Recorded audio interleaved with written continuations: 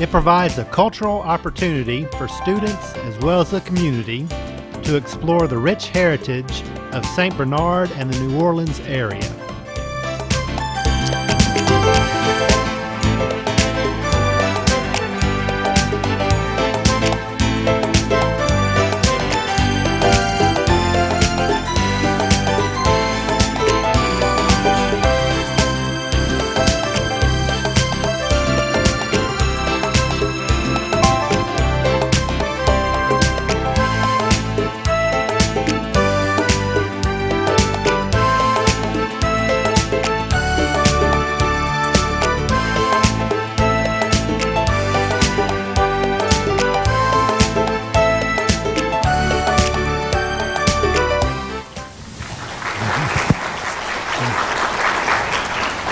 Greetings and welcome to the first lecture of the fourth season of the Nunez History Lecture Series.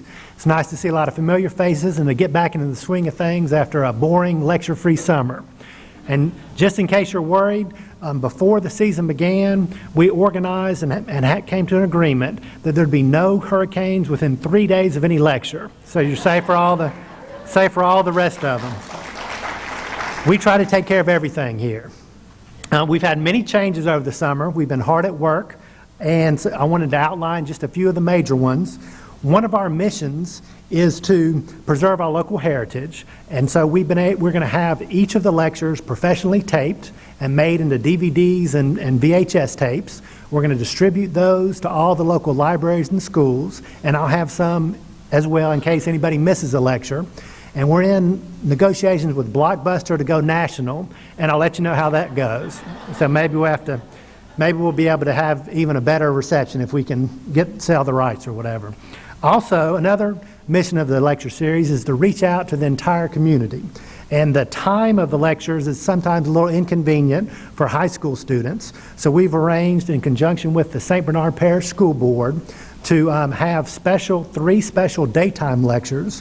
We're going to provide transportation, provide a good lunch, and of course an exciting lecture to bring the high school students over here.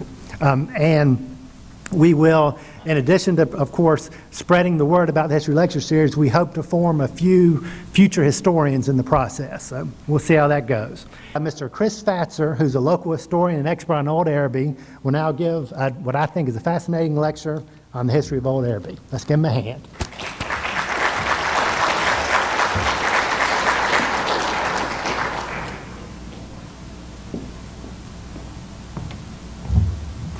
Good evening, folks. Before I start speaking about Old Arabi, I'd like to just acknowledge some assistance that I've received for this program and over the years from the Old Arabi Neighborhood Association, from the St. Bernard Voice, and also from Historic New Orleans Collection. Start speaking about Old Arabi, you could speak of the area that we're going to speak about. We'll zero in on that area a little bit so we can be specific. Talking about the area from the Orleans Parish line, Jackson Barracks, through Old Arabi, Angela Mealy, Aycock, Friscoville, and then actually we're going to cover all through the sugar refinery all the way over to the Chalmette Slip and the history of that area. As a good bit of the history of this area is very similar to the history of Louisiana in the old days, in the early times, much of the area, all of the area was plantations. And this a couple of things to understand.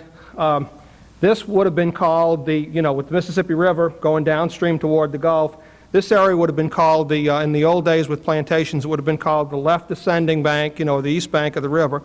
All of the, the pieces of land, which were the original plantations, would have been measured in arpents along the riverfront, an arpent being American measure about 192 feet by a standard depth back to around Florida Avenue of 40 arpents deep. Some of them actually had a deeper depth of what they call double concession, would have went back to 80 arpents. So one of the early plantations in what's today Old Arabi, particularly from the area like Friscoville Avenue down, was a plantation which was owned by a gentleman who was a French colonial governor of Louisiana in like the 1740s. His name was the Marquis Vaudreuil. And he had an indigo plantation, a large indigo plantation, And I guess it was about, if you do the calculations, it was about 300 acres. And he was also one of the one of the originators of Mardi Gras balls and tableaux in New Orleans. And so from his plantation, which was growing indigo, which wasn't necessarily real successful. You know, indigo was a plant that the early colonial French wanted to use to make a valuable dye. And that faded out, that gave way to sugarcane, which was never really big in this vicinity because the pieces of land were really kind of small. It gave way to brickyards, being the main function of these plantations, which I'll talk to you about a little bit later on. I guess I want to go back to the date of the era of the Louisiana Purchase, you know, 1803. By 1805, the boundary line was set between Orleans and St. Bernard parishes, and the parishes were starting to get in place. The original boundary line between St. Bernard and Orleans would have been what's no longer, there's no longer any trace of it in this area. It would have been called, as a waterway called Fisherman's Canal. It was a man-made waterway which connected in the back to Bayou Bienvenue. And it would have been somewhere in the vicinity of like Aycock, between Aycock and Hernandez Street, when it got along the river.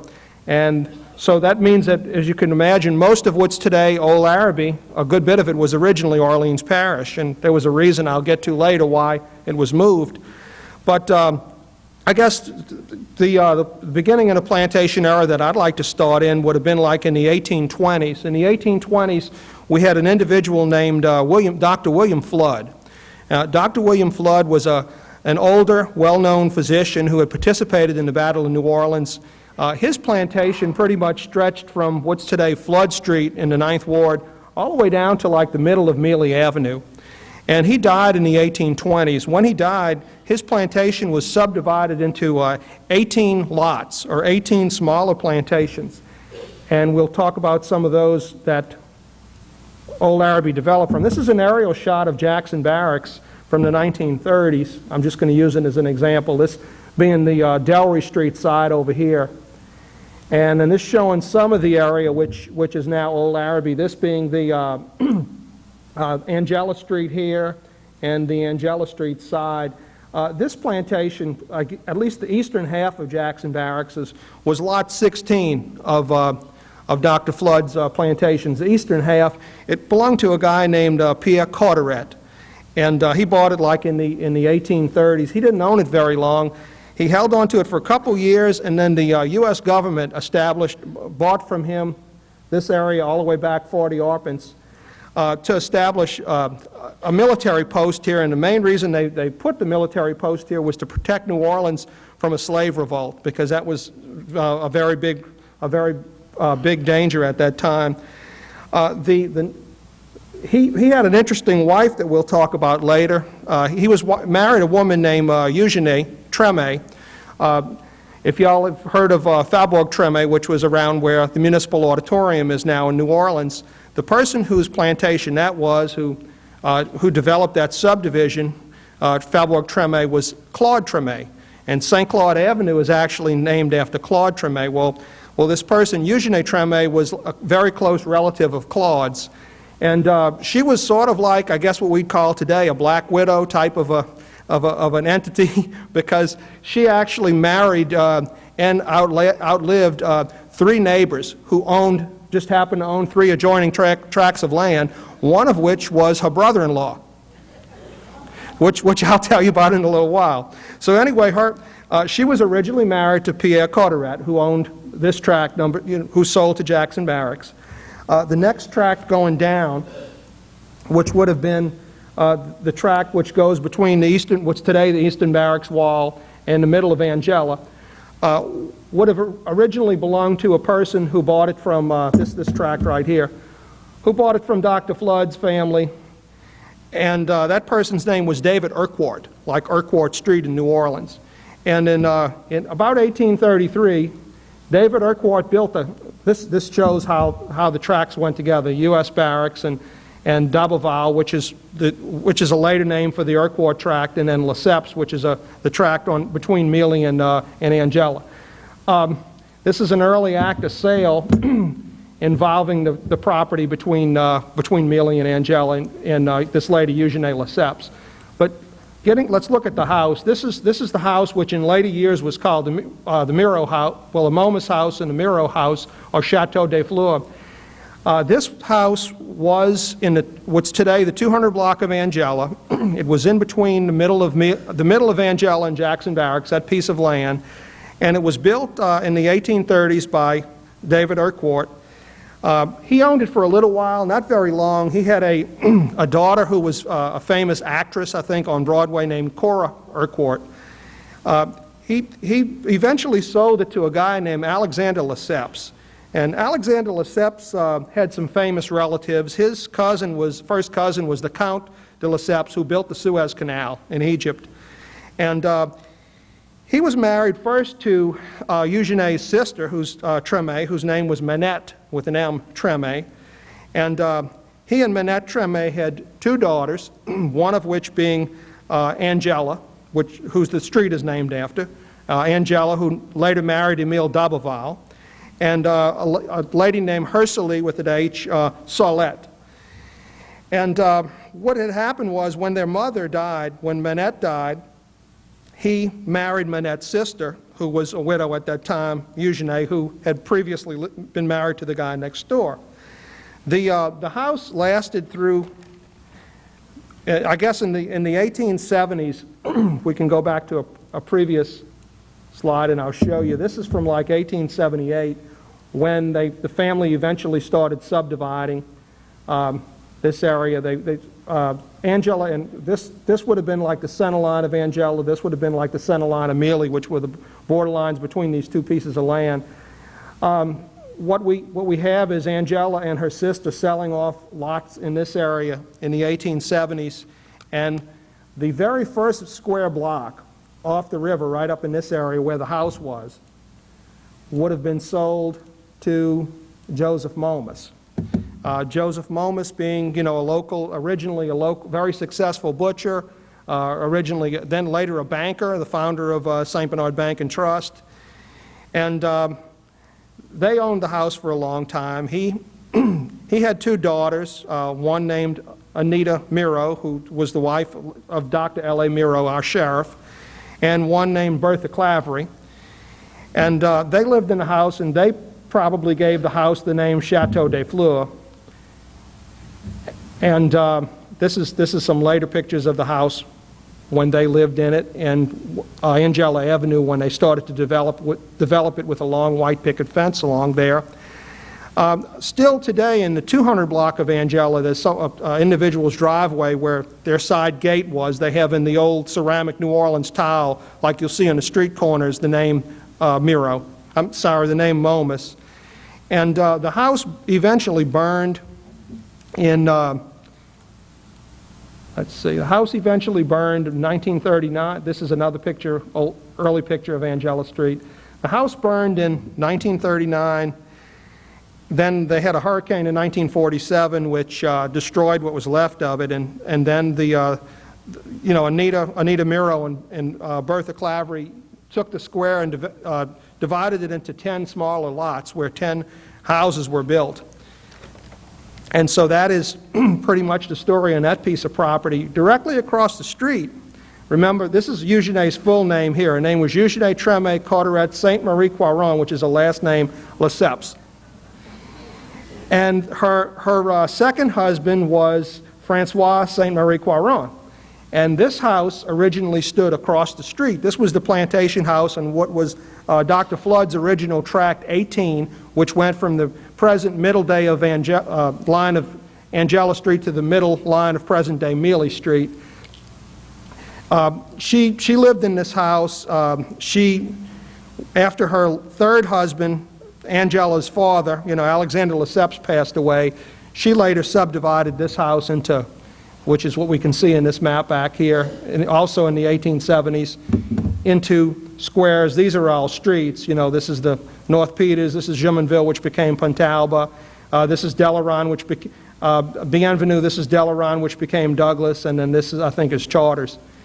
And she eventually had some, I don't know if it was because of loans or if it was some sort of a partition between some other heirs in the family, but she did some selling and buying back of some properties in this area from a Soule family that lived in Paris, and then she eventually sold them with the first square. This is the act of sale with the first square, and you see her name is when she sold it to Joseph Momus. This is the square that was bounded by Angela, North Peters, Mealy, and Pontalba, and you can see her whole name is recited up here at the top of the act of cash sale. So she lived in this house. When she passed away, I guess in the 1870s, this house was eventually converted into a house, which I'll show you later, the foundations were, which around the turn of the century was the residence of Judge Nemo Nunez, Ralph McDougall's grandfather. And that house stood, I guess, until the 1980s when it burned, and today the house, which on the same location, today that site is the site of two more modern houses. This is an old picture, I guess, of Dr. Miro from around the time that he would have married Anita Momus. And then these are some folks that were important in the area of Angela and Mealy. This is, let's see, Fernando Estopanol, who was a local attorney, who built a very nice Edwardian-style house. It's now on Angela and Bienvenue that currently belongs to Darren Roy. This was Pierre Piat, who was a local local realtor who lived on Mealy and sold a lot of houses on Mealy. And this is Raymond Lannis, who was, I guess, an attorney who was related to the Lannis family and the Ciotat family. And then this was a Leon Bouzeres, who was a butcher in the slaughterhouse, I think. This is Louis Reichert, who was involved in his brother, I guess, Jacob Reichert's rendering business. There's Henry Senac, who was a local realtor who sold a lot of early houses on Angela Street. Then we have, let's see, we have Charles Booz, who is, I guess, an ancestor of the present Booz family that lives on Angela, as well as a resident of the old Mocker family, which was one of Angela's oldest families. Pierre Esquet, who lived on Angela, who was I guess, the first president of our water board in St. Bernard when we actually got running water down here. Let's see, Fred Ahrens, who was a local attorney who I think lived on Friscoville. We'll talk about that later. Jean Sarignac, who was Lebeau and Sarignac, they were general contractors. They built a lot of houses in Old Arabi. These are some of the houses I'm speaking of. This is the house which was built on the foundations of St. Marie Croix Plantation, which belonged to Judge Nunez around the turn of the century, which burned in the 1980s. This is the house which was originally built by Oliver Liverday. He only lived there for a couple years. And this is the house where Dr. Miro and Anita Momus were married and where they lived for a little while. And then this is Matt Reuter's house, who was an early president of the St. Bernard School Board and whose son lived there until his death recently. His son was the postmaster of Arabi. And I'll talk a little bit about the St. Bernard Voice. There was some old newspapers in St. Bernard which predated the St. Bernard Voice. There was a paper that was published for about 10 years from like 1877 to 88 named the St. Bernard Eagle, or the Weekly Eagle, published by a person named A.J. Padron, who was later the first Arabi postmaster. There was a later newspaper called The Progress, which was published from 1888 to 89 by a person named A.P. Boupe. And William F. Roy went to work for him as an apprentice, and then in January of 1890, William F. Roy established the St. Bernard Voice, which is still in existence today, with the old building looking a lot like it does today, or like it did in 2002. I'll talk in a little while later about this building. This is one of the oldest buildings in Arabi. It was moved here in 1912. It was originally on the riverfront around Esteban in the river, and it was originally part of the slaughterhouse complex when it opened up in the 1870s. We'll talk about that. Just talk about the Roy family a little bit. William F. Roy was the founder of the St. Bernard Voice and the grandfather of the present of E.M. and Maisie. He was the son of Frederick Roy, who owned an early plantation where the sugar refinery is now, which was used as a brickyard, and he was also the brother of Sebastian Roy. This is a picture of him from when he served in the state legislature. And then this is his son, Edwin Main Roy, who was the editor of The Voice for many years. And then these are his children, the current editor of The Voice, E.M. Roy Jr., and his sister, Maisie Roy Duty. I'll speak a little bit about how some of the streets in the neighborhood were named and how the slaughterhouse came to be.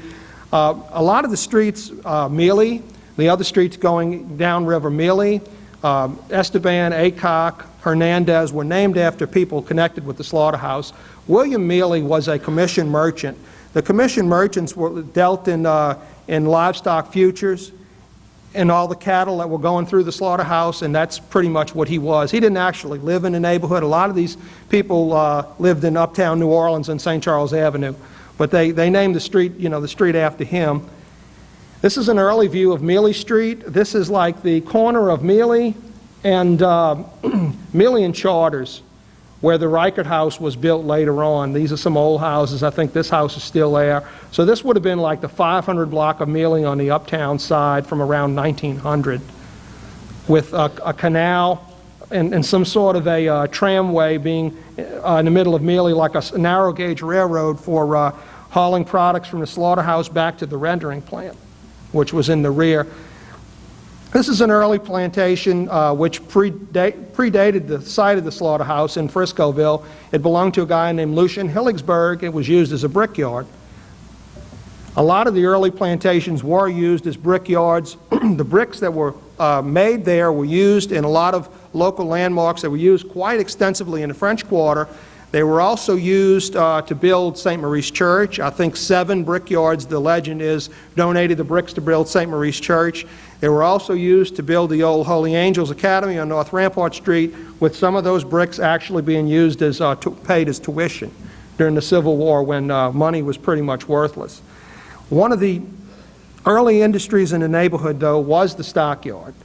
And the stockyard really developed pretty interesting. All of Old Arabi pretty much came about originally as a workers' town to support the stockyard and the slaughterhouse.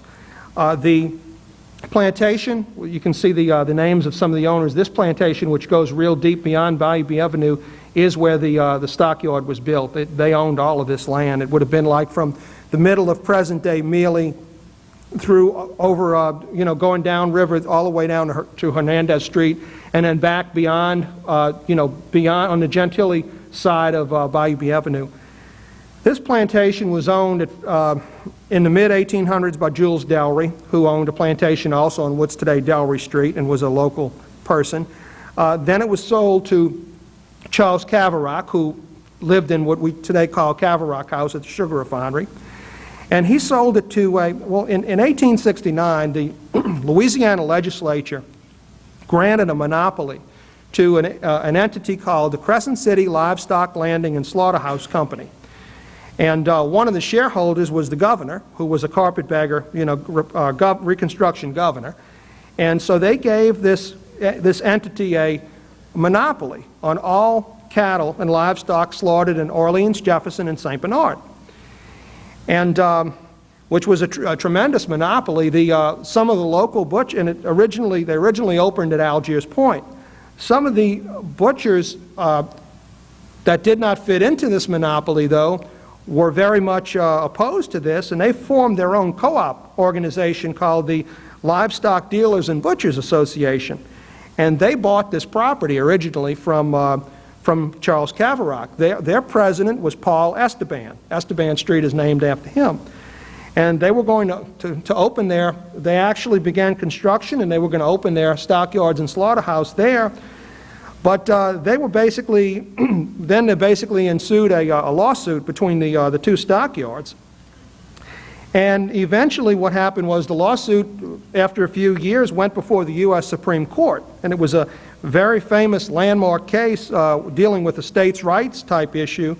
And basically the Crescent City slaughterhouse won, which was the one that the carpetbaggers had backed, and the local co-op lost.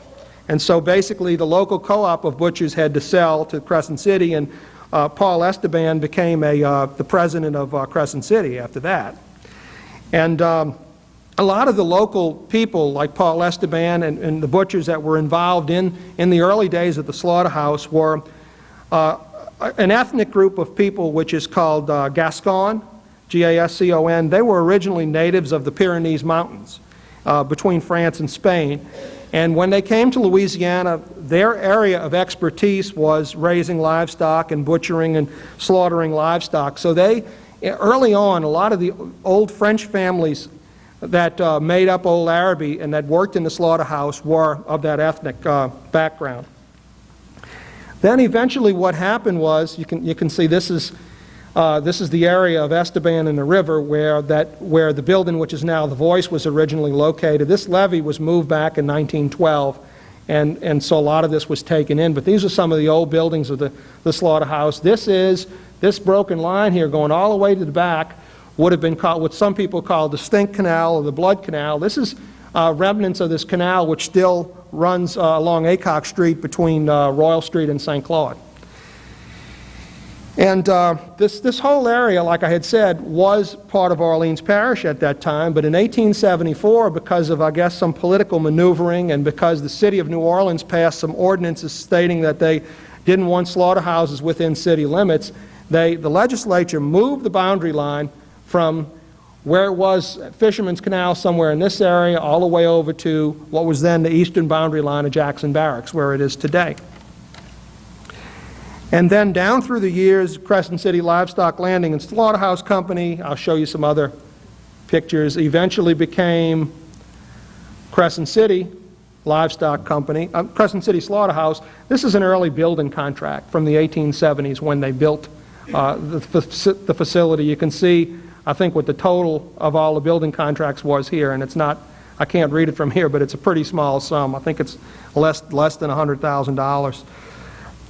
What eventually happened was the Crescent City entities eventually became, in the early 1900s, became two different entities, New Orleans Stockyards and, see, here's an early lithograph of the stockyards, and then here is a lithograph, a drawing, I guess, from about 1906. This building, you might recognize, looks remarkably like the Voice building. This is Esteban and the river.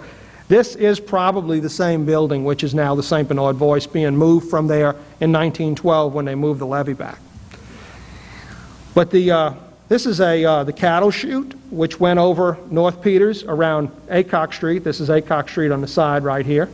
This photograph was taken in the 1920s. They would unload a lot of the cattle in barges, and they would come into the pens here, and then they would be slaughtered. And then some of them came in by train later on when they had to put the railroad tracks in that went down Aycock. These are just some early pictures. Well, what had originally happened was these are pictures of a 4-H show that was held from like the late 40s through 1974. This is a photograph of the rendering plant, which was at the end of the back end near Florida Avenue of Angela. It was owned by the Reichert family. I think the Patton family was involved in it for a while, and this is where all of the offal and the bones and everything else from the slaughterhouse were processed into useful products. This is a truck from when the Reicherts had that. This is an interesting shot. This is one of the entities. This is from 1931. These are the employees of the Arabi Packing Company. A lot of local people in this shot, in this photograph, with I guess the executives being back here and the rest of the folks being here, and a couple of pet dogs and so forth in front. This was so the Crescent City broke into two entities, which were, I guess, owned by the same parent. One called Arabi Packing Company and one called New Orleans Stockyards Incorporated, which eventually went in. This is the the first bank of St. Bernard Parish, St. Bernard Bank and Trust, which was at at Esteban in the River, which was founded in 1905 by Joseph Momus. That building was later incorporated into this building. See, that building was here on the corner, which was New Orleans Stockyards Incorporated office. This I'll talk about later. This was the original Arabi post office. And this company eventually became Hodges Stockyards, which closed, I guess, in the early 1960s. And then this building, unfortunately, deteriorated, and in the early 1980s it burned. And this is the fire. And of course, the walls were left standing for a couple years, the solid concrete walls, but they were judged to be unstable, structurally unstable, so they were demolished. I'm going to talk a little bit about the naming of Arabi. This is the person that Arabi was named after. Arabi was actually named after a person called Pasha Arabi. Pasha Arabi was actually, his nationality was Turkish, but in the summer, in August of 1882, he attempted to start a civil war in Egypt, or a revolution in Egypt against the British. What had happened was the French had built the Suez Canal. The British had taken it from them. And the British were ruling Egypt through a puppet local ruler, an Egyptian ruler, and occupying Egypt. And he basically sought to have a revolution to free Egypt from the British. And it didn't last very long. He occupied Alexandria in August of 1882, and he was there for about 3 weeks. There was a lot of local press in the Picayune on it. You can see his name here is mentioned in the headlines. And by the middle of September of 1882, he was subdued, he was defeated, and he was exiled to Ceylon, which is today, Sri Lanka, off the coast of India, for the rest of his life, and he was paraded around basically like a trophy and a prisoner of war. Well, it's kind of an interesting story, but why did they name Arabi after him? Well, during that same period of time, in August of 1882, the local government, the local politicians and business leaders had long wanted a post office to serve the slaughterhouse company town. And they were tired of having to go to the nearest post office a couple miles away in New Orleans. So they petitioned the appropriate people in Washington, D.C. to establish a post office. And finally, a post office was established on August 25th, 1882. The town was previously called Stock Landing, and with the boundary line being moved over a couple years ago and the town developing into more of a town, they sought for a unique name to name the post office after. And when I say they, I mean specifically a guy named John Taft, who was like an ancestor of Mr. Taft, who has the Hoghead Cheese place today. He was the president of the police jury at the time. He was also an employee of Crescent City. And A.J. Padron, who had the newspaper, they installed A.J. Padron as the first Arabi postmaster on August 25th, 1882. By legend, the two of them got together and decided that this would be a fitting name because as Arabi was seeking, it contained very much symbolism, as Arabi was seeking independence from Egypt, from the British, they were seeking independence from New Orleans. And most of the people, the ethnic groups that were living in Arabi at the time, were anti-British. They were Gascon, they were Irish, some were German, and they were pretty much anti-British. And so the name stuck, and the name was popular, even though Arabi Pasha was out of the picture after 3 weeks later. Moving a little bit further east on Hernandez Street, this is the old jail, which is today fixed up and used by the Lions Club. It's called the First Ward Justice Courthouse and Jail. It was really a justice of the peace constable jail, and it was built on some property that was acquired from Crescent City Slaughterhouse in 1911. The person who designed it was Henry D'Aberval, who worked for the slaughterhouse. It's interesting because Henry D'Aberval was Angela's son, and it was built by J.C. Berg, who was a local contractor in the neighborhood. And it was used for a couple years. I think the Justice of the Peace stopped holding court there in the mid-20s. It stopped functioning as a jail in 1939. So it didn't function as a jail and a justice of the peace court very long, but for the time period that it was open, it was very necessary because the courthouse was at St. Bernard Village, where Beauregard School is now, and it was a long ways away. And so it was very functional for the neighborhood at the time and the people in the First Ward. Right on the corner of Hernandez and Pontalba, next to adjacent to the old jail, was this building here. This building was an early schoolhouse. It was commonly called the First Ward School. I think it was technically called the Nunez School, after a local school board member. And one of the main teachers that taught there for a long time was the daughter of John Taft. It was a lady named Annie Taft. And she taught there for a very long time. In the late 1920s, this was replaced by Momus School over in Friscoville, which later became Arabi School. This building was demolished, and according to legend, the materials from it were used to build a gym over in Community Street, which today we call Spar Gym. They liked to reuse all those materials whenever they could, because I guess they were high-quality materials. I'm going to speak a little bit about, going a little further down now, speak about LeBeau House and the plantation that was associated with it. This is an early shot of LeBeau House when it was owned by Friscoville Realty and called the Friscoville Hotel. LeBeau House was built by a person named Francois Bartholomew LeBeau. It was built, I guess, as a dream house for his wife, Sylvanie Fuselier. His wife was originally a native of Opelousas, and Mr. LeBeau was a real prominent businessman in the New Orleans area. He was the president of the Pontchartrain Railroad, which was the original railroad that ran on Elysian Fields, which was later to Milneburg, which was later called the Smoky Mary. And he died in 1854, so he didn't get to live in the house very long and enjoy it, but his wife and his children and his family lived in the house probably for the next 30 years or 40 years or so. This is a shot of it that was done in '79 of drawing as part of the St. Bernard Bicentennial portfolio. This is a shot which is probably from the 1960s or a little earlier. LeBeau House was then sold. LeBeau House was we've talked a lot about it. Michelle Buck has talked a lot about it. But LeBeau House is pretty unique because it is it's a Creole design of a plantation with an American floor plan. It is a brick between post construction. Both downstairs and upstairs are bricks with the crisscross posts going through it. It's covered with cypress weatherboard, and it has a central hall down the middle. It's very unique. It passed from the LeBeau family in 1905. These are some more recent shots of it with the renovation that's currently going on. And it was the site of the St. Maurice Church Fair.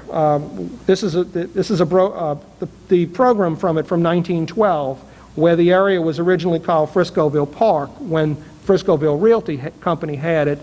Friscoville Realty Company laid out Friscoville Avenue in 1905 and 1906, and of course they owned this house at first. And they built a lot of, the name Friscoville was from the Frisco Railroad, which was in the area, which was building in the area with Chalmette Slip. And I guess they assumed that, they were speculating that a lot of employees of the Frisco Railroad would be living in the neighborhood, so they thought it would be a good name. When I say they, I mean specifically A.P. Perrin, who was originally a commissioned merchant cattleman, and his partner, who was probably the principal, more so than what he was, Oliver S. Liverday, who was a local attorney, whose father was a judge in Plaquemines Parish, who is the ancestor of all the Liverday, a good bit of the Liverday family today. Talking a little, so they built many large houses on Friscoville, and it was the silk stocking district. They started around 1906, and they moving forward through the 20s and the 30s. A lot of very nice homes were built there.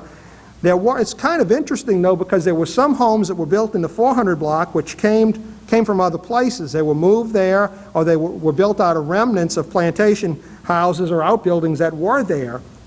A good bit of the 400 block, and particularly the house on the corner of Bienvenue and Friscoville, had like dormer windows from the McCarthy plantation, which is where the Chalmette Slip is now. I'll talk about it in a little while. This is a shot from 1912 of Friscoville when it was just beginning to develop, with Oliver Liveday's first house being over here, with this house is on the corner of Bienvenue and Friscoville, the Ditmar House, which I think is now owned by the Elyers family, which is the same family. And then something interesting came in with Friscoville, the gambling houses. One of the first gambling houses that was built, which is where the VFW Hall is today, was the Jai-Alai, which is actually spelled, Jai-Alai is a Cuban sport, which is spelled Jaiali, or AI. The game Jai-Alai, which is a game with a ball with a net and rackets, was played here for a little while, and then it was eventually converted into a gambling house which was owned by Joe Brown. There were many other gambling houses on Friscoville. The second Arabi post office was built on Friscoville, and then all of the gambling houses that still remain were closed in the early 1950s by Senator Kefauver, U.S. Senator Kefauver. Moving on further east, we had the Ford Motor Company, which the building still exists today. It was built in the early 1920s to be used as a manufacturing plant primarily for trucks, which would be shipped to South and Central America. There were some problems with building a wharf in front of it because the docking facilities could never really be built for whatever reason. It didn't survive as a manufacturing plant. It was a parts plant for a parts warehouse for a long, long time and closed. Ford ceased its operations there, I guess, in the 60s, and it was used as many other things since then. It's currently used today, privately owned and used today as a warehouse. Just below that, between the sugar refinery, which is this big building you can see here, and the Ford plant, was another old plantation which was owned by Illinois Railroad and was torn down in the 1940s.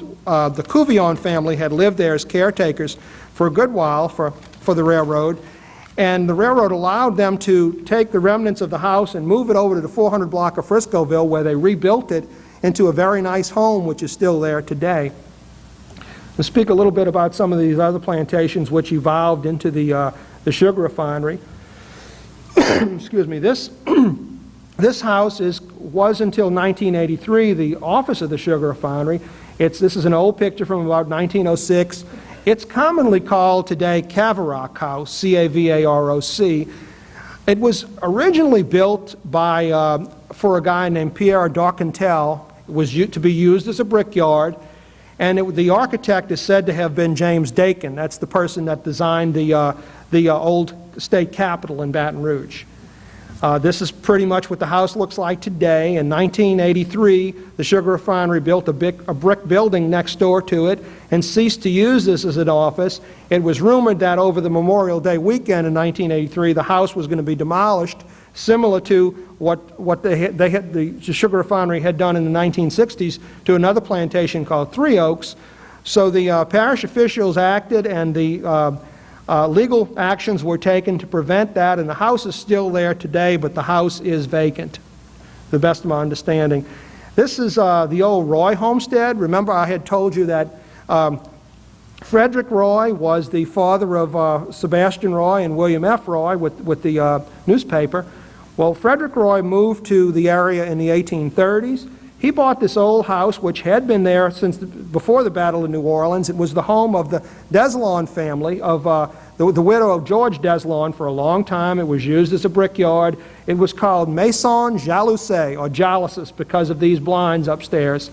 And he left the blinds, and he renovated the house. Well, he operated as a brickyard very successfully, probably from the 1830s through like 1904, when he sold it to the sugar refinery, and they demolished it. It was somewhere in the vicinity of where their main white sugar storage room is now. This is Three Oaks Plantation, which was just a little ways below that. It was built in 1831 or so by a guy named Sylvain Perrault. It was built on the site of an earlier plantation where famous New Orleans litigant Myra Clark Gaines grew up, where she was raised as a child. The plantation house was Went through various owners, and it was sold in 1904 to the sugar refinery. I'll show you a later picture of it, which is quite nice, I guess from the 1930s. It was a real showplace, and it was used by them, I guess, as a guest house and a place to hold company functions and executive functions. But it was demolished in the 1960s. These are some old photographs, some of which go back to 1905 from when the sugar refinery was originally built. This is an old postcard showing some of the other houses, the Cavarock House and some of the other old private houses which were along the river, just upriver from the sugar refinery. This is an old shot of the sugar refinery from about 1917. This is the upriver side of it, which is today Old Arabi, and you can see all the different various pieces of land. An arpent is so wide. The old St. Bernard Cypress Company back here, which is somewhere, I guess, around where St. Claude Heights is today. This is a scene of the sugar refinery, of the docking facilities from around that period of time. The sugar refinery for a very long time touted the fact that they were the largest of their kind in the world, that particular plant. This is a shot of it, an aerial from like the 1940s, where you can see all of these houses. This is Community Street, this is Spar Gym.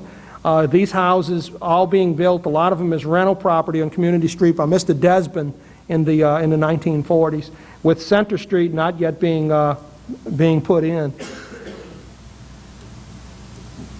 There's another postcard of the sugar refinery. These are some executives of the sugar refinery, probably from the very early days, in front of Cavarock House. This is a function, I guess a luncheon that was being given at Three Oaks, probably in the 30s or 40s. These are some other scenes of employees going to work, by train, loading sugar, sugar ready for the train to be transported, an early rail car, some sort of a dock loading facility just upriver from or on the upriver edge of the sugar refinery. This says Brooklyn Cooperage, which was, I think, a related company or adjacent company to the sugar refinery. I think these are employees going to work. My only guess is that maybe this was from some strike type period of time, because why would you transport people to work like that? But it's an interesting picture. Same here, they're being towed in the back, carted in the back of a freight truck. The employees' cafeteria. Some of the, I guess, machinery inside of the sugar refinery, and some of the construction processes when they were first building it. The early docks of the sugar refinery. A fire that took place at the sugar refinery, I think about 1952 or in the early 50s. And some more shots of that fire. Some more shots of that fire. Then we have, just below the sugar refinery, we had the McCarthy plantation, which was used as Andrew Jackson's headquarters in the Battle of New Orleans. The dormer windows from the McCarthy plantation reputedly have been used to build the house which is today at the corner of Friscoville and B Avenue, which was recently restored by Mr. Demetrius. That whole grouping of houses along there were probably old houses which were moved from plantation houses and reconstructed. This particular house was used as Jackson's headquarters. In 1908, it was demolished, and the New Orleans Terminal Company moved in, which was a subsidiary of the Southern Railway. They built the Chalmette Slip, which is there today, which is now owned by or run by the St. Bernard Port Harbor and Terminal District. But for a long time, it was owned by the New Orleans Terminal Company, which incidentally was a real large property owner at one time in Chalmette. They probably owned all the land from the Guichard Canal all the way over to Versailles. So they owned most of what is today Chalmette west of Paris Road. And they sold that off over time, and then eventually this went to the St. Bernard Port Harbor and Terminal District, who have it today. That is pretty much all that I have as far as my outline. The houses in the neighborhood on those streets that I had mentioned were built, a lot of them were built in the, as we can see in the photographs, A lot of them were built in the 1890s and in the period after that. I have some other shots here too I wanted to show you, things to remember. This is the what people later called the frost top, which was at Aycock in St. Claude. It's from a lighter, a photograph of a lighter. These are some camps which were in the Batcher. I think this picture's from about 1941 at Angela and Mealy in the river. This is the dedication of the fire station that used to be on St. Claude between Mealy and Aycock, which was dedicated, I think, by Sheriff Celestine F. Rowley, probably about 1952 or 53. This is Dutch Rowley, Celestine F. Rowley, taken on Friscoville. He passed away in 1953, so this would have been taken before that, and you could see Edward Hebert and Russell Long were the two candidates that he was supporting at that time. This is a shot of the neighborhood that the Port Harbor and Terminal District came out with a master plan like about 1983 when the World's Fair was in New Orleans to possibly dock the idea of docking a cruise ship in the neighborhood, which never really materialized, but shortly after that period of time, with a lot of people doing renovations to old houses in the neighborhood, with the establishment of the Old Arabi Neighborhood Association recently within the past couple years ago, just doing wonderful things to redevelop the neighborhood and encourage local interest in it, from showcasing houses through the annual tour of homes to fixing up people's houses as a result of that can't afford to fix their houses up. The Christmas lights display on the riverfront, just the beautification project on St. Claude. And another thing which has happened to the Old Arabi neighborhood fairly recently is the development of Terry Drive, Arabi Garden subdivision, which are really brick veneer ranch-style houses, large houses, but they have helped establish or helped maintain the property values in parts of the neighborhood, as well as bringing some young people or some newer people into the neighborhood, and just sort of with the Old Arabi Association galvanizing everything and really pushing the neighborhood forward. And I think what we see now is some very nice, very positive things going on in the neighborhood that we have not seen in a very long time, and hopefully a very, very bright, very encouraging future. So that's pretty much the overview I wanted to present to you tonight. Thank you.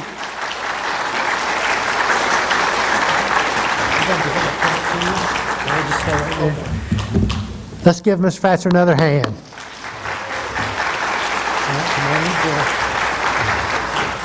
We have the house lights, please. On behalf of the Nunez History Lecture Series, I wanted to present this plaque. We'll get that, and have one more hand for Mr. Fatzer.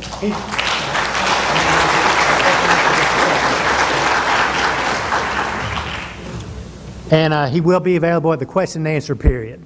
But what I'd like to do, just to wrap things up for the main part of the lecture, I needed to relate just one story that I'd heard in the build-up to this lecture by Joan Phillips. And I did not grow up here, but my wife, Lonnie, whose better claim to fame is the mother of the mascot, but she talked about growing up, and when she was little, when other kids would be mean to her, she'd get pushed in the canal every once in a while. That seemed to be a rite of passage for kids. And so when I heard the story about Miss Phillips growing up and talking about the blood canal that was mentioned earlier, that she describes as literally a canal full of blood. I'm sure there's some water in it too, but I guess not. And I can just imagine as a kid, what would you be like if you got pushed into the actual blood canal? So it's just very interesting to hear the stories of not so long ago, but of a world that was very different than the world I grew up in, or the world that children today grow up in. So it's really valuable to have this knowledge, and I'm glad we'll be able to preserve this heritage. I'd also like to give a great deal of credit to you that we could have 150 people show up in the face of an impending hurricane. That's just a great credit to the St. Bernard community, so I wanted to give y'all a hand as well. And our next lecture, as usual, is scheduled the first Monday of the month. It's at 7 o'clock, and all of you can attest to the wine and cheese reception, how good it was. That's scheduled for 6:30 as well. And it's free and open to the public, and we hope that each of you will bring many more people next time. And so just thanks for coming. We appreciate it. Yeah.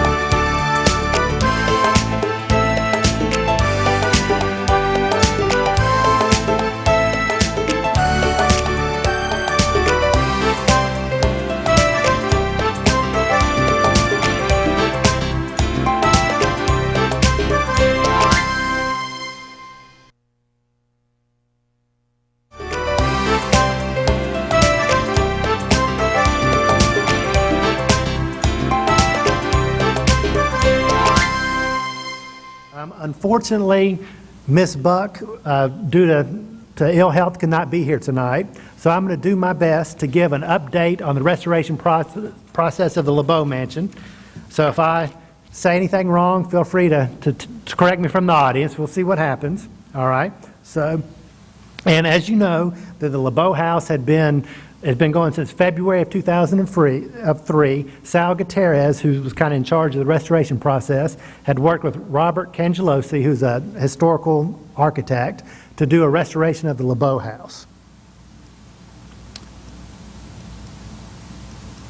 All right, and just once again to put forth the idea that Mr. Cangelosi had used the term house of cards and said that disaster was imminent and that immediate stabilization needed to be done before even a restoration could take place. And he called it structurally significant and salvageable, but time was of the essence. So you can see some of the wear and tear that had happened.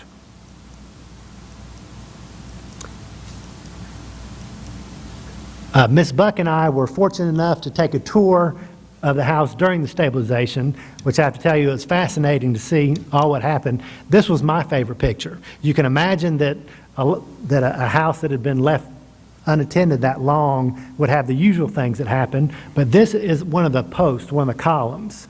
And as you can see, it's just been absolutely hollowed out by termites. One of the main things that had happened was underneath the house were pools of standing water, and it was just an absolute breeding ground for termites. And so a large quantity of sand, more than 500 yards of sand, had to be pumped in underneath just to get all that dried up. All right. And let's, just a few of those, but yeah, that really, I think, more than anything, that picture tells the story. All right, and so stabilization begun. One of the big things that had happened, I think back in 1991, Mr. Miro, who of course owned the house, had redone the roof in this, if you can see at the very top, the heavy red slate tiles. And I think those are slate or whatever, the red tiles, not only did they not fit into the historical framework, but they were much too heavy. So one of the first things that the architect said is you need to get rid of those or they're putting too much pressure on things. And so a temporary roof was put on. And it's not historically accurate, but one will, just temporarily, one will be put on when the time comes, a more historical roof. All right.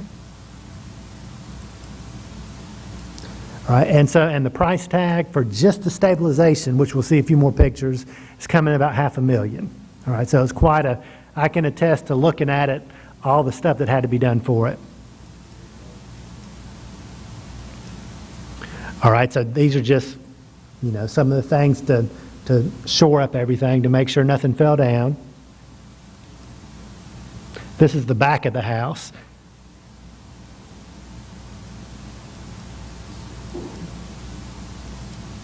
All right, so there is a great deal of attention being paid to the historical aspect of it. Anything that could be salvaged was. So these are just a few examples of the tiles that were original from 1854, of the original roof tiles, and anything like the doors, any element, even if it's taken out to stabilize it, as much is saved as possible.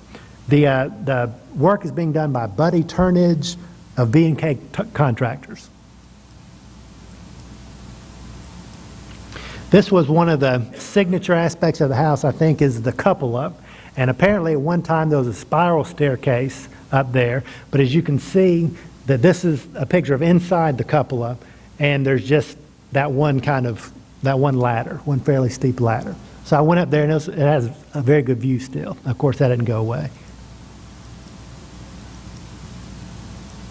All right. So the idea is that sometime, in fact, the last lecture that we had that Ms. Buck gave on the LeBeau House, maybe some of you went to, the idea was put in place to have a LeBeau Citizens Advisory Committee.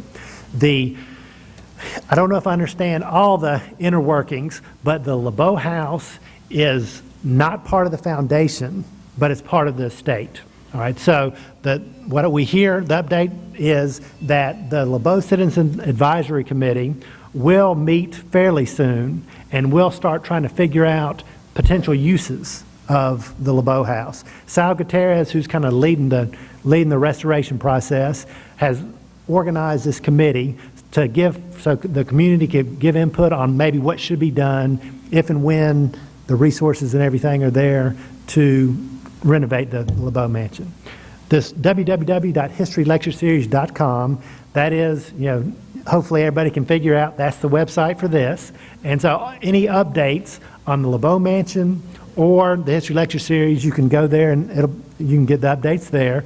There is a pretty extensive number of pictures on the LeBeau Mansion, both historical pictures from various eras, as well as some of the pictures that you see here for the restoration process.